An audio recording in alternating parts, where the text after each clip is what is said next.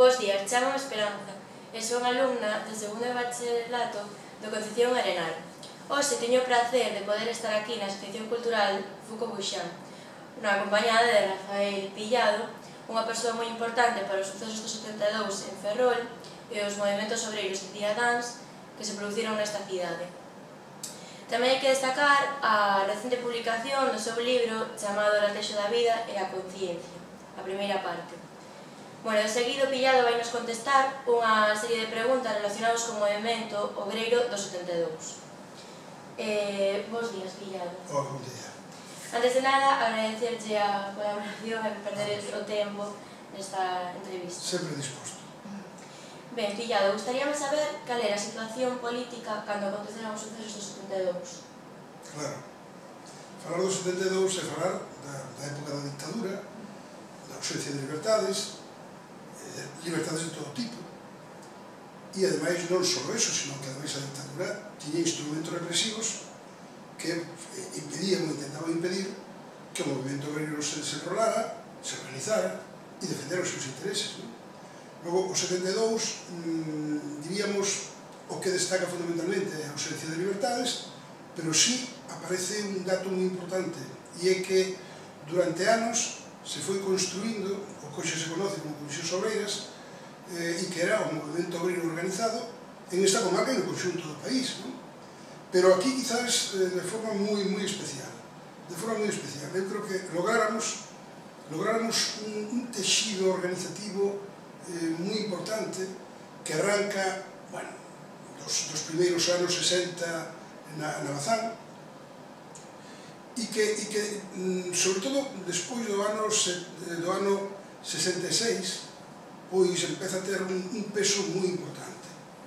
O ano 66 son unhas eleccións sindicais organizados polo Sindicato Vertical, que era un instrumento do réximen, pero que, desde o punto de vista dos que militábamos no Partido Comunista en aquel momento, que era a única organización que peleaba contra a dictadura, pois se valorou un momento dado que era que para poder organizar un movimento obrero amplio era imprescindible utilizar os instrumentos legais, é dicir, era necesario utilizar o Sindicato Vertical, pois tamén para destruir o Sindicato Vertical e destruir a dictadura, pero sobre todo por unha razón, porque nese momento ainda quedaban restos do que foran as dúas centrais sindicais históricas, que eran UGT e CNT, pero prácticamente invisibles, e o que se comprobara é que na dictadura era moi difícil organizar un sindicato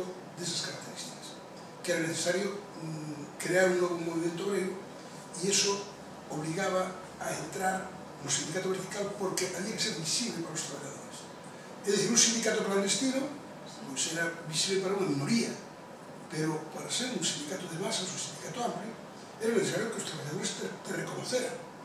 E iso foi o que fixemos en varias ocasións, outros compañeros antes que nós, pero nos anos 60 e, sobre todo, nos 66, aí aparezco, son un dos que aparezco, sendo un rapaz relativamente novo, e ganamos as eleccións na Bazán do Sindicato Vertical. O Sindicato Vertical era un sindicato que presidía o director da empresa. O sea, quero dicir, os órganos, como era o que se chamaba xurado da empresa, estaba presidido polo director e formábamos parte, pois, representantes dos diferentes gremios. Pero incluso o Sindicato Vertical tiña parcelados os traballadores, divididos entre técnicos, administrativos, cualificados e non cualificados. Cualificados seríamos os operarios e non cualificados, pois, os peós e a xente que non tiña, un determinado grupo de administrativos, que o Sindicato Vertical tiña parcelados precisamente para impedir que pudiéramos facer nada. Pois as eleccións as ganamos. E temos prácticamente empatado o que era o xurado da empresa, pero na asamblea do conxunto de representantes tiñan maioría. E iso nos foi permitindo ir artellando e axudando a organizarse a traballadores neste caso de Pisbe, Península Madereira, de Gasa, non digo Astano, cando falo da Bazán, pero Astano realmente era unha empresa moi importante e tiña, en paralelo con Bazán, foi configurando tamén, ou fomos configurando tamén a súa organización, a organización dos traballadores. Por tanto, esa etapa era unha etapa de falta de libertades, pero xa co crecimento e o desenrolo dun potente movimento obreiro organizado.